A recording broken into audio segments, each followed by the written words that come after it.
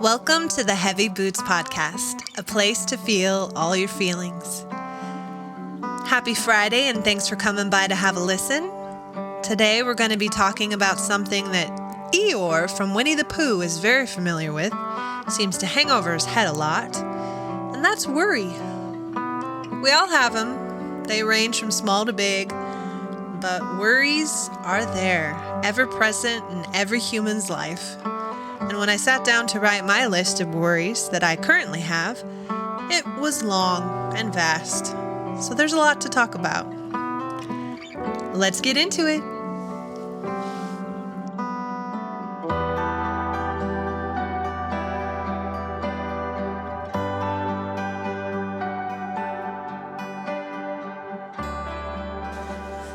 Today's topic is worry. And I am currently worried that I left too much music there, but it's just so pretty, I couldn't stop it. But those are the kinds of things that I think about often. Some people worry their life away, like that Jason Mraz song, and I have to say that I'm borderline there. I worry a lot. I wanted to be prepared for this and really dive deep into what I worry about, and so I wrote it all down. And I'm embarrassed by most of it, but I'm going to spill it out for you because that's the whole point, right? And worry can stem from, the smallest thing, like social interactions. Did I say the right thing? Did I make a mistake at work?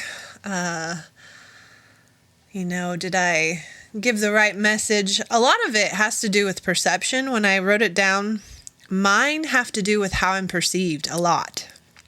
So I don't know if that's true for everyone, but I was kind of surprised that perception of what my motivations are really are hard for me because, what others see you as is based off of their perception as well. And so it's kind of funny because I'll just get right into it, is when a human being is someone who, lies, maybe they lie or they embellish stories or, they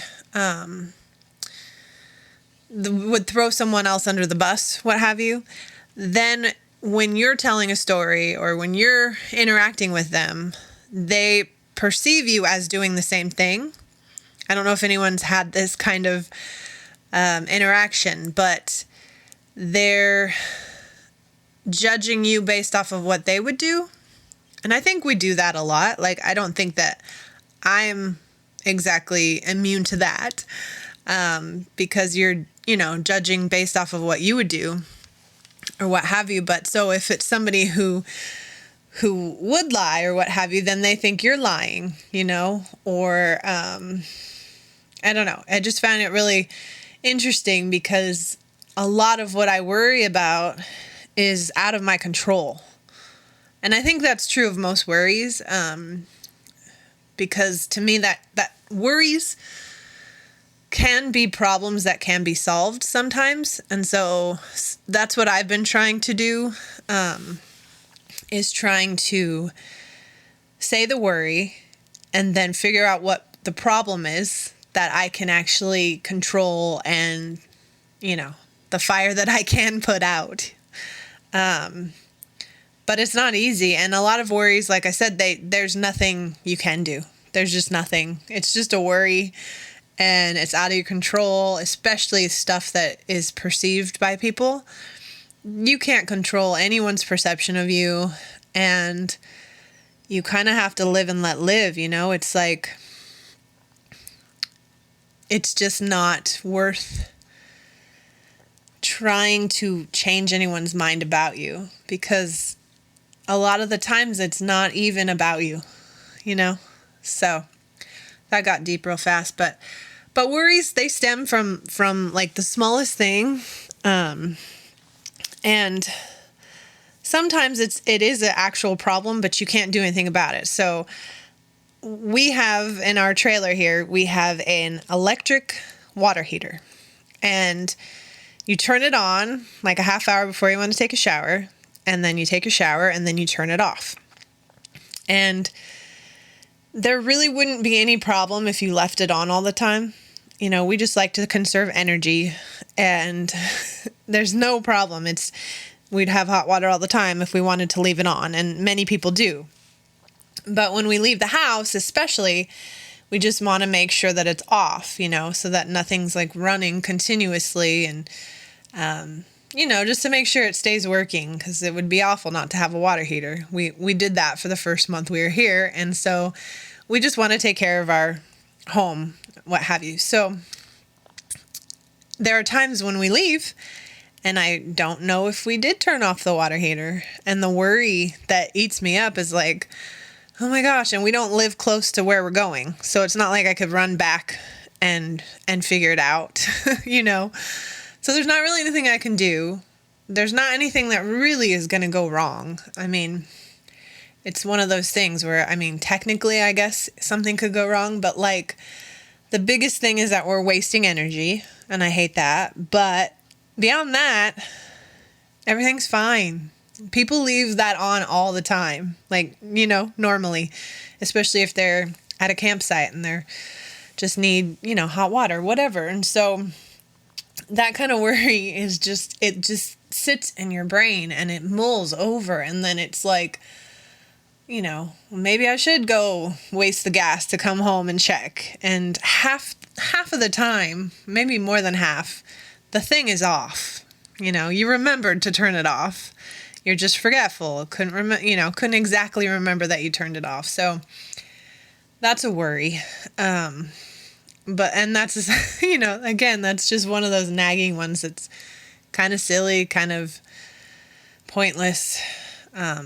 But it'll sit there in the back of your mind all day until you come home and you race in and you check and it's off. So that's a worry. But then there's just like so many worries. Like, so to me, that's a small worry. That's just like really kind of like trivial. You know, it's also, I don't know, it's also being conscious of your, you know, electrical output and all that. But still, it's in the grand scheme of things, it's not that big of a deal. But then there's the big ones, which they always say death and taxes or what have you. And mine, I don't worry about taxes. Maybe I should, but usually it's fine. But the death one has always been something that I worry about. Like, there is so much tied into that word death that worries the hell out of me. Like, because it's just so unknown, you know, and it's for everyone. It's just, I don't know. It's just a thing. Like, where do we go? What happens? And then, like, you know, if you leave the world early and you didn't get to do all the things you wanted to do, or you're taking care of somebody, who's going to take care of that person? These are the kinds of things that go through my head. Like, you know, who's going to feed the stray cats if I'm not here, you know, and I know it'll get done, and I know they'll survive, or they'll come join me in heaven. But it's just the craziest things, the worry spirals too. So like death, okay, you think that, but then you just kind of unravel it back and go, okay, well, so if this happens, you know, and it's just like, oh my goodness, stop the madness. So to me, those are on the spectrum, the small worry and the big worry. And in between, there's just all kinds of daily worries that we have. My current worries, like the holidays are coming, and it's never a fun time anymore. Once you get a certain age, it just changes, you know, it just changes. And then if you have a significant other, then there's that family, and then, you know, old traditions aren't happening, and then you feel guilty about that, and then what to buy people, and should I buy anything, and the social interaction part of like, I haven't seen you in forever, but hi, and I don't know. And then the gaining of the weight because I eat the treats, all that stuff. But see, one worry would be holidays. But then if you heard me, I just said about 15 others. It just spirals out. It's just a thing. I worry about the cats at night, the stray cats. There's coyotes some nights where you're just like, they sound so close. They got to be right here. I'm so nervous, and they're not, because the next morning I wake up and there they are. The strays are there, but we had 5 and now we have 3. So, it's just like, sometimes it's a justified worry, but it also doesn't do any good because you can't control that. I can't control nature. I can't control that they'll be here in the morning. And I just, I'm not a big religious person, but there's the word faith to me is just just trying to believe that it's going to be okay. Doesn't always have to be religious. It's just like a state of being where you're letting go of that control. Because I think most of it is that we're so predisposed. I mean, from the minute we start learning, we think that we can, control certain things.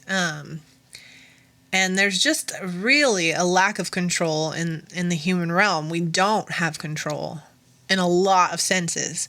We don't have control what happens to us. We don't have control of what happens to the ones we love. We don't have control what happens to the world, like our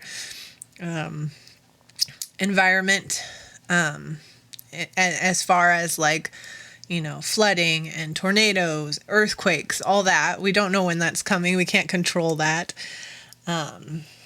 There's so much that we're not in control of that I think we kind of try to overcompensate, with all these worries and all these, I don't know, just trying to make everything okay in the pieces where we can control things. I think it's just a trying to balance out the not having any control in the other realms, I really do. Because when I read my list, it's the health of my family, my health. And of course we can control some of that, but we can't control if we get a disease like cancer, and I think of my aunt's health right now, and she can't control a lot of what is happening to her. And she's almost out of the woods, but it's such a helpless thing for everyone around her, to not be able to just make it all better. And again, that is control. It's like wanting to just be able to fix it.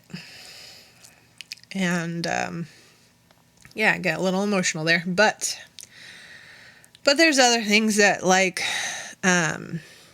but again, most of this, I can't control any of this on my list. I can't control any of it. And so hurting other people's feelings. So I've been feeling bad because I haven't talked to the person where I had a little confrontation, and I think that I do that more so because I feel bad. So it's like a guilt thing. And it really isn't about turning anyone into a villain or I'm so done with them or whatever. It's not like that. That would be an easy thing because then you can just cut it off or whatever. But it's nobody's a villain here. Everyone's a good person. It was just a confrontation that was stupid. And my MO, I don't know what MO even stands for, but I guess my mode of operation. Oh, I think I got it. Mode of operation. The way that I work is I distance when I feel like I've done something shameful. So I get sad. When I have a lot of guilt or I feel bad about something, and sometimes it's not even all the way my fault, and it could just be a disagreement between people or growing apart or what have you. But like, I'll just put that all on me, because then it's easier, because then, we don't have to have the confrontation and we don't have to go through it all and like work it all out. And that sounds so silly when I say that, but like, sometimes people don't want to work it out. And so for me, it's like a little bit of a safety mechanism to like, I'll just go away. So I know you don't want to work it out. So we can just do that. That's okay. And I'll just go away and have a guilt-ridden time. Like, I always feel so guilty. Because honestly, the reason is that I want to be the kind of person that stands up and makes things right with people, because people really do matter to me. Wowza, sorry about that. I had to go away and come back because it's getting really emotional. There's just a lot lately where it's like, you get older and you just think about all the wonderful people who have come in and out of your life, and some are gone for good, and some you can make up with, and some, who knows? But I just love people. I just think that I've been so blessed with the people that I've gotten to know. And sometimes I also have to give myself a break and know that life is chapters. Like, so like, it was never going to be able to stay the same in certain aspects. Like, friendships change, people, get married, have kids, move along. And, like I said, I don't have a lot of real close friends, and I always shame myself about that. I always try and put myself down about it. And the thing is, like I said, I have done some reclusiveness, running away from things for sure. And I like to ignore a problem. And I hate to admit that, but I don't like confrontation. I don't want to make anyone else feel bad. And then the problem comes up is that when you start to talk things out, if someone is continuing to go down a path that's not helpful to either of us and very harmful to me or myself, then I can sometimes say things or lash out, trying to protect myself, because, I've wanted to not have confrontation for so long that once I'm in that, I get really resentful of the other person for putting me there. Wow. See, I'm telling you, this podcast gets me to realize a lot of things. It's just a big trigger for me. And I will say things that I'll regret and then hate myself for even more later. So it's just a bad little spiral there. And it's just me being honest. That's just the truth of it. Is 95% of the time that you don't hear from me is because I feel like, pardon my language, I feel like shit because of what I have done on my end. And I don't know how to remedy that. I guess the easiest way would just to be to, start pulling up my bootstraps and carrying my heavy boots over to confrontation, if it's truly bothering me. And there's a lot that bothers me. So anyways, I'm going to keep going on with worry before I just cry through the whole podcast. But, there's a lot of worries that are deep-rooted. Like, I worry that I'm not ever going to be enough for some people, and then I worry that I'm being selfish or perceived as selfish. Or like with those Taylor Swift tickets, it's like I'm really super aware that there are way more important things in life, and I was childish. I was so upset, and I actually cried. I'm just being honest. It was a letdown. Like, I had envisioned something, like I said, like an island, something to look forward to, and then I wasn't able to make it happen as easy as other people, and so then I was just bummed and like, what bad luck do I have, or whatever, you know what I mean? And I am well aware that it was a silly, lovely thing to even think about. Like, it is such a luxury. And, and so then I feel like, oh crap, I'm going to be perceived as childish or, or petty or these things. And I worry about that. I worry about, so many things, like when I write poetry and the meaning is taken wrong, or sometimes it's taken right. It's not necessarily wrong, but it's just, maybe it wasn't about me or what have you. And so then the person gets really nervous that I'm ominous or sad or, even suicidal, someone said to me, and I then spiral like, and it's so lovely that someone would care enough to worry about me. So like, I'm never going to disparage anyone who has anything kind to say and wants to look in on me, what have you. That's so kind. And we should all be there for each other, like making sure everybody's okay. And so I will never ever put down anyone who looks in after people. That's so beautiful. But then I spiral and I think, oh my gosh, I made them worry. Oh my gosh, is someone else going to read this? And then I'm like, am I negative? Oh my gosh. And, I don't want to be the girl crying wolf or what have you. And it's like, I can't worry, especially about poetry. It's like art. And the meaning is so vague sometimes, and then so on point sometimes, and then vast, broad. It's just every poem is different, and there's so many different inspirations, and sometimes I'm thinking of someone else's point of view. But I worry that I'm worrying others, you know what I mean? Because I know what it's like to worry about a human that is on the rails, that, you just know that their state of mind is not right, and you just want to make sure that they're okay. And then again, we can't make sure that everyone's okay, but I just never want to be a source of worry for anyone else. And so, but again, that's not anything I can control, and that's not my responsibility. Wow. It's deep though, because it's, I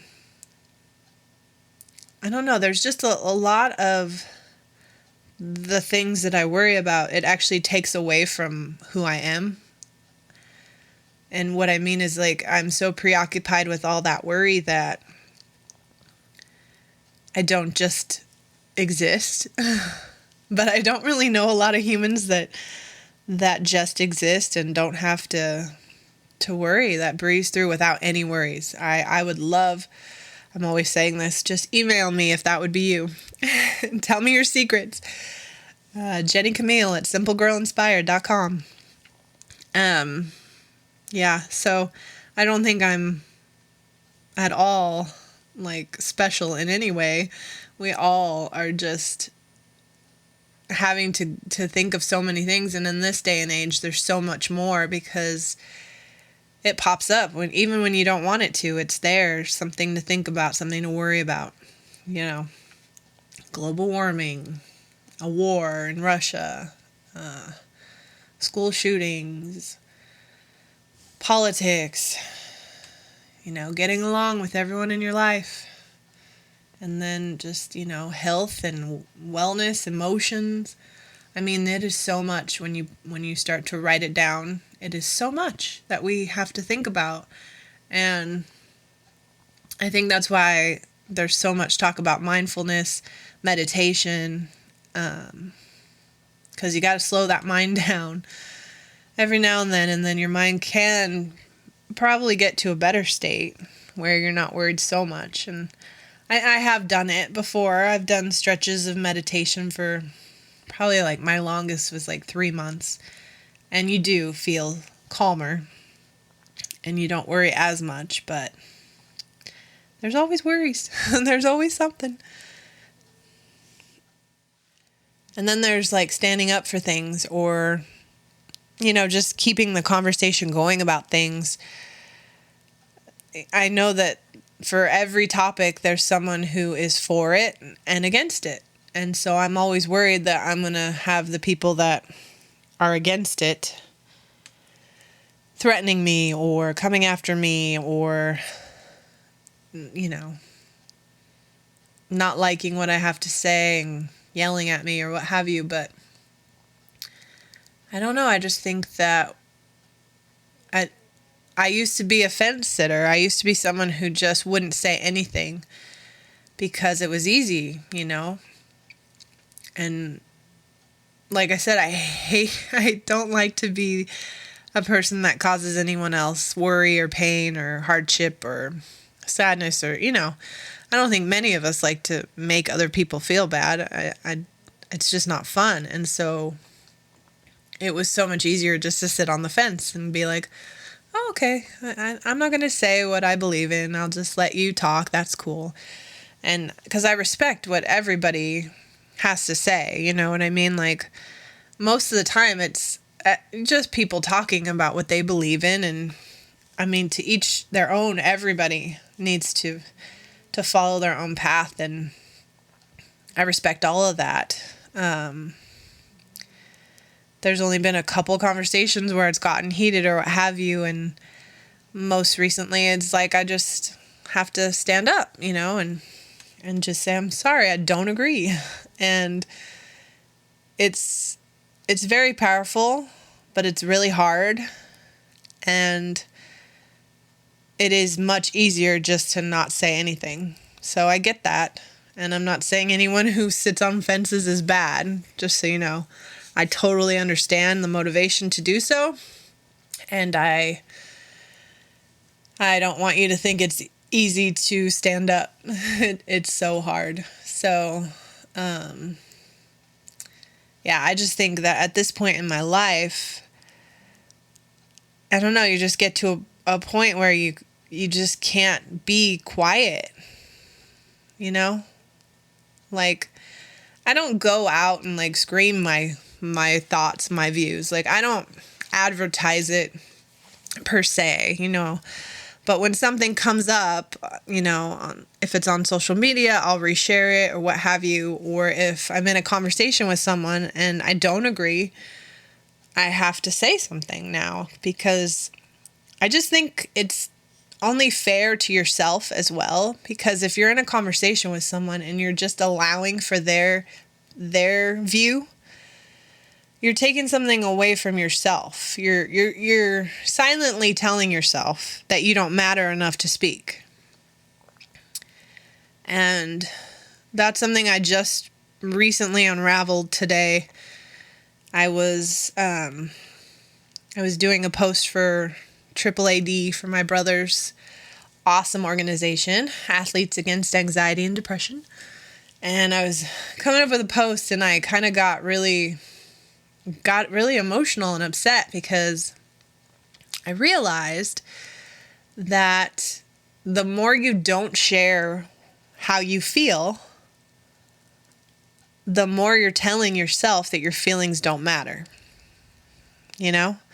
So like when someone's talking and they're gushing, telling you all their feelings or what have you, and then you don't get to tell yours, or you choose not to because you don't want to be a burden. And that's kind of where I was talking from, is like a mental health standpoint of, someone asks you, how are you? And you say, I'm fine. And usually that's mostly what people want to hear. But the good people, the good friends will want to know really, how are you? And so I was just talking in the post about how you can be honest. You could say the actual feelings. And there's a lot more emotions than fine, happy, or sad, Like, there's angry, disappointed, pissed off, scared, happy, joyful, excited. I mean, there's so many emotions, and we tend to go with, I'm doing okay, I'm happy, I'm sad, I'm fine. But when someone asks you how you are, you should tell them the truth, And I was watching Selena Gomez in her Apple TV special. She had like a documentary, but there was like an interview that she did. And he said, the very first question we have to ask is, how are you? And her answer was like 10 minutes, maybe 5 minutes. I exaggerate, but her answer was like 5 minutes long, and she didn't just say, I'm fine. She actually said, I don't know first. And then she kind of went into it and unraveled, what that meant. And so it just got me thinking, my post on AAAD about how, when you think you're a burden to others and you don't tell them your feelings, then you start to believe you don't matter, or that your feelings don't matter. And that is a huge message you send yourself. And so that's the thing that sometimes really catches me off guard, is the stuff that we don't intentionally do. Like you could say something to yourself that's mean, and you hear it and you're like, oh, you're such an idiot or whatever. But the stuff like that where you just are like, I'm not going to tell them anything, blah, blah, blah. You don't realize that that's actually training your brain to think that your feelings don't matter because they're not worth being said. It's pretty powerful stuff. And the little fibers that get tied into our brain, the way that we think and all of that, it's pretty enlightening when you start to dissect and pull back, like why you think this way of yourself, But back to worry. I mean, those are all worries, so not back to anything, but just, I was thinking about people that have children, and I just, one of my mom's worries is that, when I get older and, I need someone to care for me, I'm not going to have anyone to do so because I don't have any children. And it made me kind of sad. I did get really sad because it was like, oh, I never thought about that. Oh my goodness. I'm sorry for the interruption. There are some wild pigs up on the hill. Never a dull moment here on the farm. So I don't know what I was saying. I was talking about something sad, so I'm glad I kind of got off that. But just about my mom's worry is that I don't have children. These pigs on the hill, oh my gosh. I don't have children, and so when I get older, who's going to take care of me? And it's a totally valid worry or what have you, but it was a lot placed in front of me, to think about. And then I started to worry about like, oh my gosh, I never think about that kind of thing. But then I also started to think about, if I had children. And in this climate of today, like, I think every parent is a superhero because there's so much worry. Like, and I don't want to add to any parents' worries, so I'm not going to sit on that long. But I know that it's already known. Like, you have a whole nother person and their worries and all that could be worried about for them. And so I just, commend all the parents out there. And it's just a different climate. It's just like, I was thinking about my childhood, and like, I went to the Boys and Girls Club, and like, we could walk over to the store, go get a DVD, or actually it wasn't a DVD, it was a VHS, go get a VHS at the rental shop, and we could do all that. Like at 10, 11, 12, we were doing all that. We didn't have to worry about anything. Or I didn't feel that we did. And maybe there was still worries and things happened still, but it just wasn't like it is now, where it's just, it's not totally safe to do those kinds of things, And so I don't think I would be I think I would be a great mom. I think there's a lot of things that I would do well in that space, but I don't think that I could really handle it. 'Cause like I said, like the stray cats, like I can barely handle them. I can't, 'cause I worry about them, and they're not mine. Like, they'll never be mine.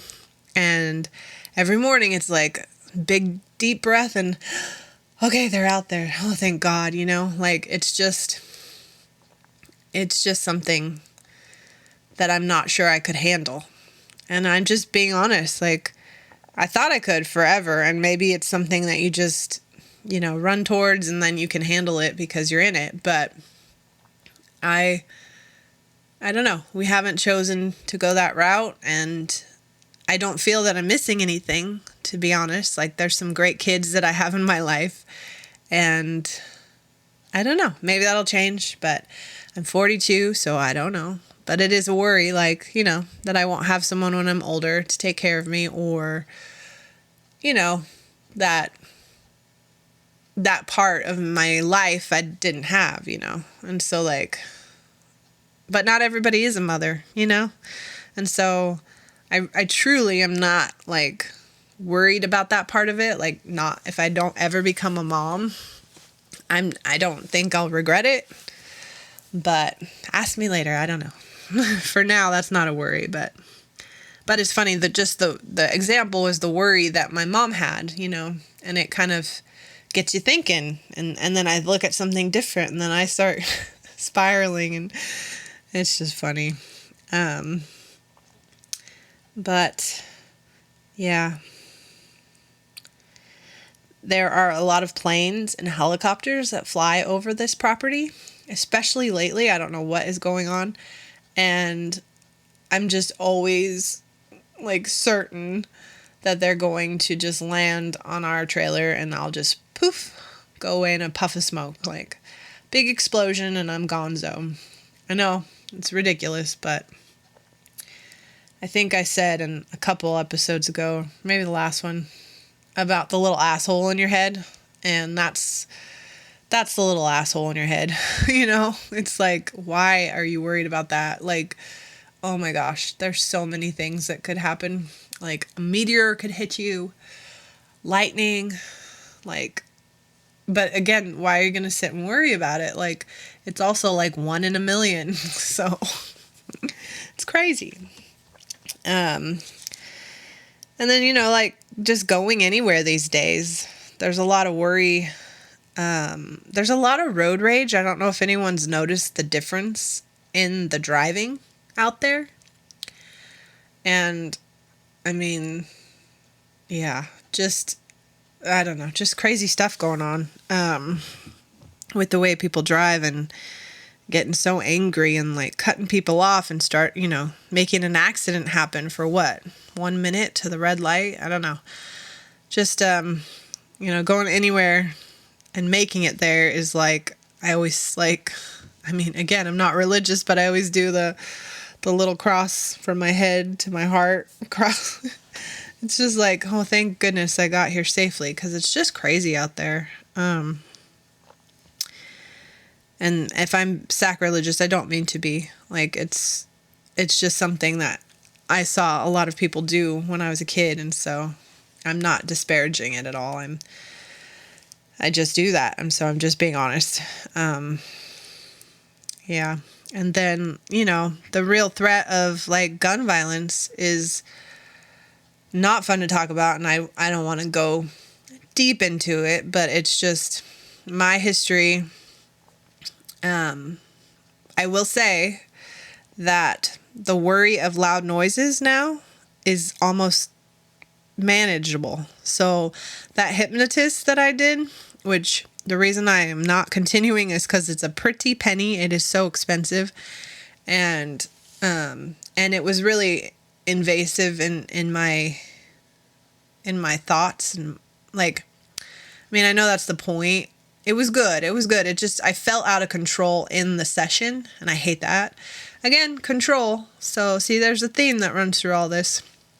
It's probably a good thing I wasn't in control, but I don't know. There was just, I could not open my eyes. And so that made me feel really, really unsafe and uneasy, but I wasn't. Like, she's amazing. So, I mean, I never said her name, so nobody is going to give her a bad review or anything, but, like, yeah, I just, I think that whatever was done during that session has really helped with the loud noises, because there's been so many. There's just out here in the nature, there's a winery that's getting rid of all their vines, which makes me so sad. And so they're using a ton of different machines, to get rid of things. And it's so loud, and it'll make just weird noises. Sometimes it does sound like a gunshot or something. And I'm just able to take a deep breath and just chill. Like, I'm just really proud of that. Like, I know that it was because of help, though. I know that it was that hypnotist, because before that and after that, it's just too obvious that was why. And so there's one worry I could take off my mind. Again, there's like a 1% time, like the planes, though, more so. Like when they come, rocket launches, when those happen, that's just so unsettling. So like there's certain things which I think anyone would be unsettled with. So I don't think like I'm giving myself enough credit. Like it's, or giving myself enough of a break. Like I don't think anybody likes feeling your house like levitate. No, I'm just kidding. Like, I don't know. It just feels like, I don't know, like what I imagine a spaceship like hovering over your house. That's what it sounds like. And then sometimes it will like shake a little. And we're so far away from these things that I don't understand why we're even affected by it. It's crazy.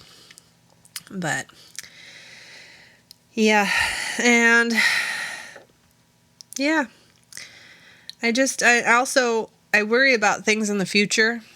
And actually there's this really cool quote. I don't know who, I'm so bad. I need to write these things down. I don't know who said it, but basically it said that, oh goodness, worry lives in the future and sadness lives in the past. And then something about being present. See, I'm so bad. But basically worry, most everything, if you think about worry, it's about the future. It's about what's going to happen, and we're not there yet. So we're robbing ourselves a little bit. I should speak for myself. I'm robbing myself a little bit of the calm, of the happiness, of the good moments.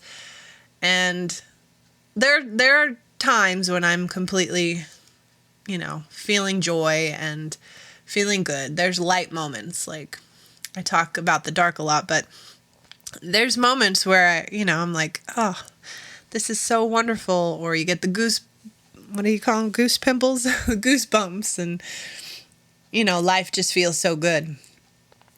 There's so many of those. It's just, I guess there's a perception that, like, I've seen others that seem to be feeling that all the time, and I know that they're not. I mean, logically, I know that a human existence has all the ups and downs, but the comparison is the thief of joy. And so looking at people who seem so joy-filled constantly can rob you, of your reality and make you compare. And yeah, so there's moments of pure bliss, but there's a lot of worry. And, just, am I good enough is a big one. And that's a big one. Just, can I do the things I need to do? Like, with this job for Triple AD, I want to do the best job I can. But sometimes it's hard coming up with content. And then I start to think, oh my gosh, I'm not going to be seen as valuable, or I'm not doing a good job, or, am I helping anybody? And then there's other moments where it's like, I killed it, man. That was brilliant. What an awesome post, or what an awesome flyer I created, or whatever. And it's like, you go back and forth. But sometimes the worrying like that is like the deep-seated worry. Like there's an underlying just feeling that I'm not good enough, you know? And I know that I'm speaking to the choir, preaching to the choir. I know that there's so many people who, unfortunately, the messaging somewhere along the way got to us that we're not good enough, you know? And all that it is that someone said something or showed us, you know, by their actions something when we were of impressionable minds, you know, when we were young. And the metaphor I come up with is like a meteor, since I was talking about meteors before.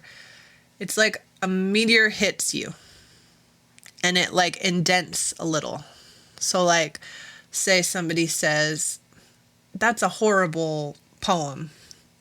So dumb. You're a really horrible writer. Okay. And you're like 7. By the way, nobody said that to me. This is just an example. But so say, you know, somebody said that and you're 7 years old, you were so excited about this poem and you went to them, you thought they would love it. And they said that is the most awful thing I've ever read in my entire life. It's like someone hits you with a meteor. It's like your little planet is just a new vibrant planet and a meteor hits it and it makes a little crater. And unfortunately, what happens is if somebody else is critical of you, but you know, between your formative years when you're becoming a person and really understanding yourself, that gets put into that crater. And over time, you become a being that has a big hole within themselves. And it's usually because you believed them. Because the people that like rise to the very, very top, and some of them still, you know, listen to the critics or what have you, but like whatever field, whatever industry, whatever anything, the ones who just kept going and didn't allow for anything else to get into that crater, like, you know, like they just like put in some sand in there. Those people just are remarkable. Like it takes a lot of self resilience, you know, like when you're young and somebody is so harsh to you, to be able to patch that up and then not have any type of hole within your being is amazing. And that was a really weird metaphor, but I just think that we're all, you know, just making up for things along the way. We're correcting it within our mind if we're mindful, you know, if we want to be better and grow and, you know, change and evolve and just be better, then we have to see those little threads, those little fibers that are in our brain that aren't quite right. The little messages that we don't believe, but they're sitting there and we fight with them on a daily basis. So why are they there, you know, anymore? We don't have to have them.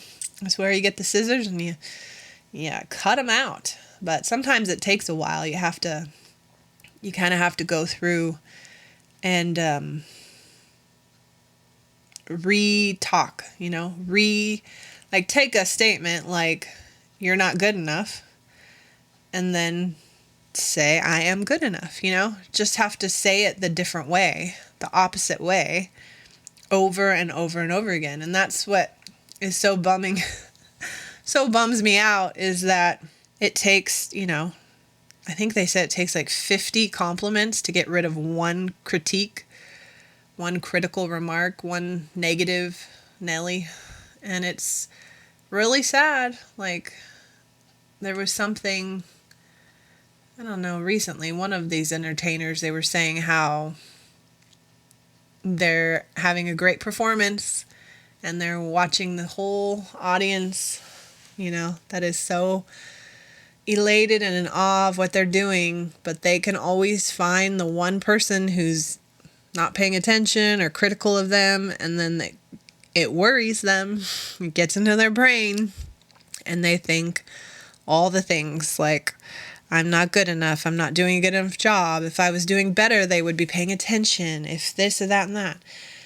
And it's just stuff that's out of our control, you know? Not everyone's going to love everything you do all the time. And I just wish somebody would have told me that. So that's why I'm here, is to tell the future generations that don't listen to everything. And just to realize that even the people that you respect the most are people. They're just people. And so sometimes their opinion isn't the be all end all. It's just not. Because sometimes it's fueled by other things. So it could be a selfish thing where they don't want you to go try something new because then they'll lose you. Or they were going to do that, so they don't want to have to compete with you. Or simply sometimes they don't have the time or energy to even give it a good look. And so then they won't. And then they'll just tell you, oh, you got to work on that. And it's like, they didn't even look at it. So there's just so many things where it's like, we give too much power to things outside of ourselves. And then, you know, it creates different paths for us. And sometimes I do think that there's a predetermined destination that needs that little push in a different direction. So I don't always think it's bad. I just think that if it starts to define us to where we think of ourselves differently, it's not. It's a no-go for me. Like, it's not healthy to believe everything everybody says. And Eddie Murphy recently was just in an interview, and he was saying how the people that just want it, that just, they can see it, they can taste it, they know what they want to do in life, and it's just like ahead of them, they see it. Those people can never, ever, ever, ever be thrown off course because they've already seen it and they're just going towards it. They just know where they're going to be at, you know? And he made me chuckle so hard because he was like, because there's Sharknado and the killer tomatoes. And he was like, we wouldn't have those if those people didn't just keep grinding and they saw where they wanted it to go.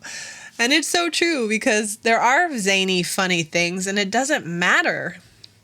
There are really weird things that you're like, wow, why does that exist? And it's because somebody could see it and they went for it and they didn't worry about what anybody else said, you know? And that's the other thing, is worrying about what other people think and say. I mean, I've said that a bunch on here, but that worry is out of your hands. And I mean, I wouldn't be doing this podcast if I had those voices still in my head from when I was doing my YouTube videos, you know?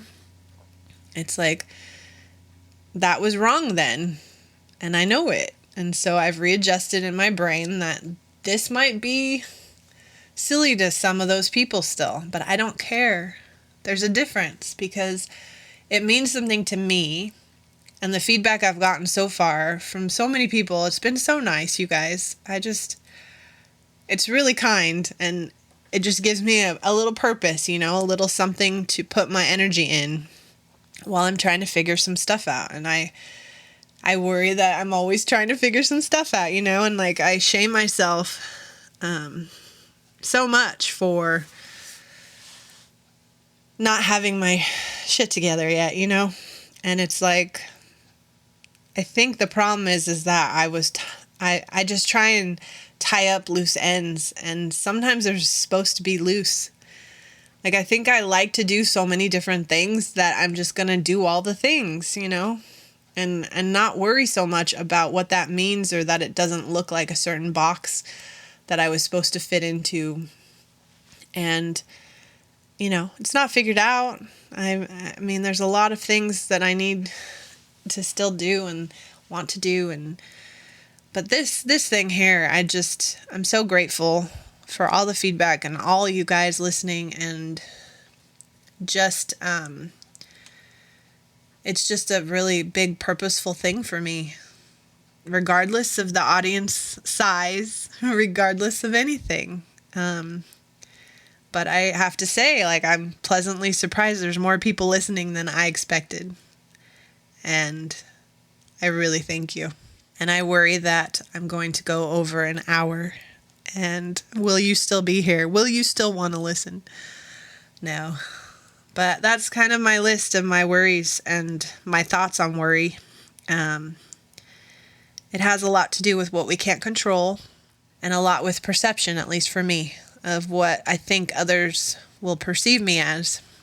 And all I can say to that is, if you know your motivation, you know where your heart is, you know who you are, you know who you love, you know what you're trying to do, you know what your intentions are, you know that if you do hurt somebody that you owe them an apology. If you know all those things, then it doesn't matter what anyone perceives you as, because it's not true. It's based off of their frame of reference. And that's okay too. Like, all we know is what we know. And so it just takes becoming mindful and, becoming enlightened. I know that movement, being woke and enlightened, has gotten some bad raps lately, but I think that it's the purpose of life is to get to a place of understanding of yourself so that you can understand everyone else. Because if you have no compassion or love for yourself and you're really harsh on yourself and what have you, it's really hard to show up for anybody else. And not just show up as in be a body there. Like, show up. Like, listen to the person. Like, listen. Like, honestly, that's my one worry, and I think I do a good job because I'm the listener. I'll listen to anybody. That's why it's fun to do these podcasts, because a lot of the time I'm not talking. Like, I love to talk, but I just feel so much for people, and if they need my ear, I'm there. I want to hear, what do you got? What's going on? And of course I'll talk if it pertains, but I just try to have a nice balance so that, people feel heard. So thank you for giving me a place to feel heard, and I really appreciate you coming here and listening to my thoughts on things. Worry on my logo was a cloud, and I thought that was interesting. And then I remember how much I love Eeyore from Winnie the Pooh. I adore Eeyore. I think it's just, the heavy boots girl, so I understand. He walks slower. I see him. I got him. I understand. So I think I put worry as a cloud because it kind of hangs over, and it's something that I don't know anyone who doesn't have any. I don't. But it's something to strive toward, I guess. And just think about not worrying about being perceived anyway, certain way, and just not worrying about what's out of our control. So that's my little exercise, is when I have a worry come up, then I try and dissect it and see if it's a problem that I can actually solve. And if it's not, then I just take a big deep breath and I say it's out of my control. And with that, I hope that your worries dissipate, fly away every now and then, so that you have a purely joyful moment from time to time. And I thank you for coming and listening. Take care. Stay you.